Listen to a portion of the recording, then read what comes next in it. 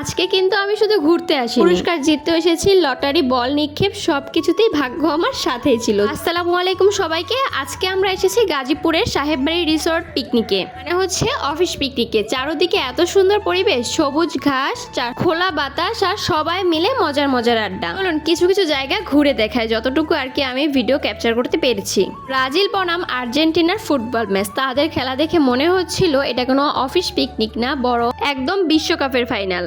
Goal miss করলে সবাই এমন ভাবে চিৎকার করে উঠছে, মনে হচ্ছে কাপটাই যেন হাতছাড়া হয়ে গেল।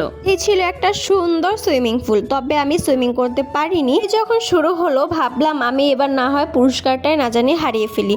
তবে নিক্ষেপ খেলাতে নাম তো দিলাম, তবে জিতি নাকি সেটা দেখা যাক। তবে আলহামদুলিল্লাহ আমি কিন্তু জিতে গেছি বল নিক্ষেপে। বাসায় গিয়ে বলতে পারবো যে জামাই তুমি মাঠে খেলছো আর আমি পুরস্কার নিয়ে আসছি।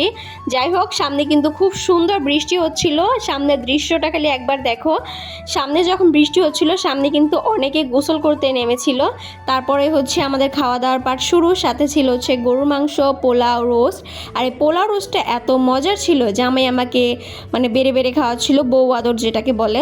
খাবার তো পেয়ে গেলাম, আর খাবারটা এত মজার ছিল কি বলবো। যাই হোক, খাবারটা শেষ করার পরে আমি কিন্তু এক বাটি খাবার নিয়েও এসেছিলাম, কারণ বাসায় এসে আবার কি রান্না করবো ওই রাত্রে। এখন হচ্ছে সেই বলটা যেটা আমি ভিডিওতে বলছিলাম, এটা আমি বলটা একদম চেয়ারের বাইরে দিয়েছেন, চেয়ারের ভিতরে চেয়ারের বাইরে দিয়ে দিয়েছি। তারপর শুরু হলো হচ্ছে বল নিক্ষেপ। তবে এটাই আমি ফার্স্ট হয়েছি আর অনেকগুলো পুরস্কার কিন্তু জিতেও নিয়েছি।